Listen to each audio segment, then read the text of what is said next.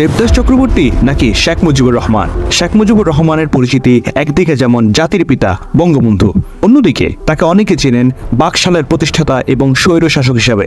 কিন্তু তার অস্তিত্বের প্রশ্নে প্রকৃত ইতিহাস জানা জরুরি। সম্প্রতি ভাইরাল হয় কলকাতা সিভিল কোর্টের একটি অ্যাফিডেভিট, যেখানে দেখা যায় শেখ মুজিবুর রহমানের মা সায়রা খাতুনের পূর্ব নাম ছিল গৌরীবালা দাস। তার অবৈধ সম্পর্কের জেরে ভূমিষ্ঠ হয় দেবদাস চক্রবর্তী নামে এক সন্তান। পরবর্তীতে এই অ্যাফিডেভিটের মাধ্যমে গৌরীবালা দাসের সঙ্গে বিয়ে হয় শেখ লুৎফুর রহমানের। গৌরীবালা দাসের নাম পরিবর্তন করে রাখা হয় সায়রা খাতুন এবং দেবদাস চক্রবর্তীর নাম পরিবর্তন করে রাখা হয় শেখ মুজিবুর রহমান। অ্যাফিডেভিটটি করা হয় কলকাতা সিভিল কোর্টে 1923 সালের 10 নভেম্বর।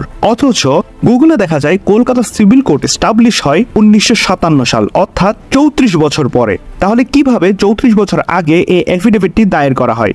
এছাড়াও অ্যাফিডেভিটটি সত্য হলে শেখ মুজিবুর রহমান হওয়ার কথা ছিল প্রথম সন্তান, অথচ শেখ মুজিবুর রহমানের এর আগেও 2 বোন ছিল। প্রথম বোন ফাতেমা বেগম, যার উত্তরসূরি নূরে আলম চৌধুরী, সাবেক সংসদ সদস্য। দ্বিতীয় বোন আসিয়া বেগম, যিনি ফজলে নূর তাপসের দাদি। এবং তৃতীয়তে আসছে শেখ মুজিবুর রহমান।